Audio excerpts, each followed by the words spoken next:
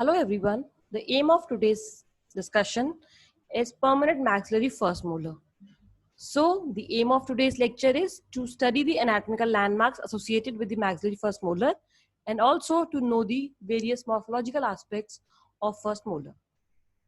Starting with the introduction, it is the longest, largest and the strongest maxillary teeth. It has 3 roots, 1 palatal and 2 buccal.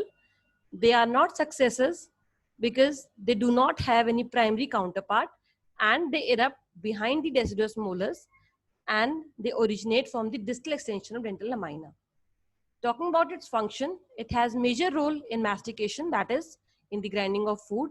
It helps to support the muscle of mastication and it maintains the vertical dimension of the face. When we see or compare the first molar with the second and the third molar, the size decreases as we move posteriorly. The principal identifying feature for maxillary first molar is 1. The rhomboidal occlusal outline. 2. The presence of non-functional cusp, that is cusp of Carabelli. 3. The presence of oblique ridge between the mesolingual and the distobuccal cusp. And the 4th is the well separated and well developed 3 roots, out of which palatal is the longest. We can see these identifying features with the help of these diagrams. The rhomboidal outline, the presence of oblique ridge, presence of cusp of Carabelli, and 3 well-developed root with the strongest palatal root. When we see the nomenclature of the maxillary first molar, in the universal notation system, it is 3 and 14. In Zsigmondy-Palmer, it is right of 6 and left of 6. In the FDI system, it is 1, 6 and 2, 6. Coming on to the chronology, the first appearance of the enamel organ for maxillary first molar is 4th month of intrauterine life. The evidence of calcification is at birth. Crown completion takes place at about 3 to 4 years. Eruption of crown takes place at 6 to 7 years and root completion at 9 to 10 years. When we talk about the dimensions, cervico-occlusal length is 7.5. There are 3 roots, 2 buccal and 1 lingual. The buccal roots are of 12 mm length and the palatal root is the longest, it is 13 mm. The mesodistal crown diameter of crown and at cervix is 10 and 8 respectively. Similarly, the buccolingual dimensions are 11 and 10 at crown and at cervix respectively. The cervical curvature on the mesial side is 1 and on the distal side it is 0. So when we talk about the surfaces, it has 5 surfaces. One is buccal, palatal, mesial, distal. In the anteriors, we have incisal edge. In the posteriors, we have occlusal surface. So we'll be starting with the buccal aspect first. The crown is roughly trapezoidal in shape and the cervical line shows slight convexity which is towards the root. The mesial outline of the crown is slightly curved occlusally and the contact point is at the junction of occlusal and middle third. Whereas on the distal side, the outline is convex with the crest of curvature at the mid of the middle third. From the buccal aspect, we can see 2 cusps, mesiobuccal cusp and the distobuccal cusp, and mesiobuccal cusp is broader in comparison to the distobuccal cusp. The mesiobuccal cusp has 2 slopes. One is the mesial slope, another is the distal slope. These 2 slopes meet at an obtuse angle, whereas the slopes of the distobuccal cusp meet at right angle. There is a developmental groove on the buccal aspect, which is buccal developmental groove, which divide the 2 buccal cusp in equal distances. And from the buccal view, 3 roots are visible, palatal the longest and the mesiobuccal and distobuccal of same length. When we see the root, we can appreciate a root trunk from the cervical line, which is of 4 mm in length, and the roots are inclined towards each other. For example, distobuccal root is inclined mesially, mesiobuccal root is inclined distally, and palatal root is slightly distally placed. Next aspect is the lingual aspect. From the lingual aspect, only lingual cusps are visible and mesiolingual cusp makes the bulk of the surface. It accounts for 3/5 of the dimension, whereas distolingual cusp takes only 2/5 of it. And there's a lingual developmental groove which starts at the center and it curves sharply towards the distal end and continues onto the occlusal surface. On the lingual aspect, there is presence of one non-functional cusp, that is cusp of Caraballi. This cusp is situated 1.5 mm below the occlusal outline, and there is an irregular developmental groove between the cusp of Caraballi and the mesolingual cusp, which is known as fifth cusp groove. From the lingual view, all three roots are visible, but lingual root takes the most of the aspect. As we have learned that in the anterior teeth, there is lingual convergence. Such convergence is not seen in the molars. Molars do not show lingual convergence, and the mesial outline from the lingual view forms a perpendicular with the mesial slope of mesolingual cusp, whereas the distal outline is rounded and it forms a semicircle. Now coming on to the proximal aspects. On the proximal aspect, the mesial outline shows a crest of curvature in the cervical third, and the lingual outline shows the crest of curvature in the middle third.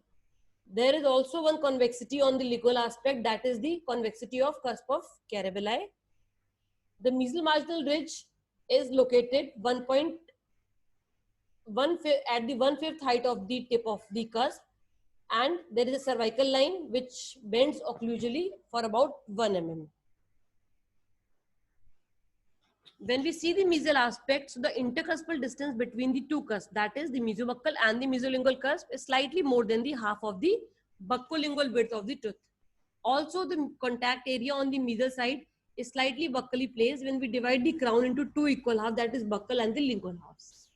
And from the mesial view, lingual root and the mesobuccal root can be seen. When we see the geometrical outline, the mesial outline is trapezoidal, roughly in shape, and there is convexity in the cervical third, then concavity in the middle third, and again convexity in the occlusal third. The convexity in the cervical third denotes the cervical ridge. The concavity in the middle third is because of the termination of buccal developmental groove, and the convexity in the occlusal third is because of the mesobuccal cusp. When we compare the mesial outline along with the distal outline, the outline is almost similar, but the measurements are more on the mesial side. Therefore, some part of mesobuccal root is visible from the distal side. The cervical curvature is 0. And when we see the distal marginal ridge, it is slightly more cervically placed. Therefore, some part of occlusal outline can be seen. Now the next aspect is the occlusal anatomy. The occlusal outline is rhomboidal, and from the occlusal outline we can see 4 to 5 cusps. The largest being the mesolingual cusp, followed by mesobuccal, then distolingual, then mesobuccal, and there is one more cusp, that is cusp of Caraballi. So on the occlusal outline we can see 4 well-developed cusps along with one rudimentary 5th cusp. On the occlusal outline, when we see the line angles of mesobuccal and the distolingual cusp are acute, whereas the line angles of mesolingual and distobuccal are obtuse. There is an oblique ridge which is formed by the union of triangular ridge of distobuccal cusp and distal ridge of mesolingual cusp. It is known as oblique ridge because it crosses the occlusal surface obliquely. As we have seen that there are 4 to 5 cusps on the occlusal anatomy, there are also 4 fossas on the occlusal surface, 2 being the major fossa, 2 the minor fossas. The major fossas are central fossa, which is roughly triangular in shape, and it is located mesial to oblique ridge. Another is the distal fossa, which is linear and it is located distal to oblique ridge. Then there is a mesial triangular fossa, which is placed distal to the mesial marginal ridge, and there is one distal triangular fossa which is located mesial to mesial marginal ridge. So on the occlusal surface we can appreciate central fossa, distal fossa, mesial triangular fossa, and distal triangular fossa. On the occlusal anatomy, after the cusp and the fossa, we can appreciate presence of 6 developmental grooves, which are central developmental groove starting from the central pit to the mesial triangular fossa. Then the buccal developmental groove, which is start from the central pit and ends on the buccal surface between the mesobuccal and the distobuccal cusp. Then there is a distal oblique groove, which starts from the distal triangular fossa and travels obliquely. Then there is a lingual developmental groove, which joins the distal oblique groove and it ends between the mesolingual and the distolingual cusps. Then there is a transverse groove. This is the transverse groove of oblique ridge and it crosses the oblique ridge. Then there is one groove between the mesolingual and the fifth cusp, which is known as fifth cusp groove. So on the occlusal anatomy, we have 6 grooves: the transverse groove, buccal developmental groove, lingual developmental groove, central groove, distal groove, and the fifth cusp groove. Now on the occlusal surface, we have 3 pits: central pit, which is the deepest part of the central fossa, then mesial pit, which is the deepest part of the mesial triangular fossa, then the distal pit, which is the deepest part of the distal triangular fossa. Now to summarize the occlusal anatomy, it has 4 to 5 cusps, that is mesiobuccal cusp, distobuccal cusp, distolingual cusp, and mesolingual cusp. Also there is one accessory cusp, which is cusp of Cerebelli.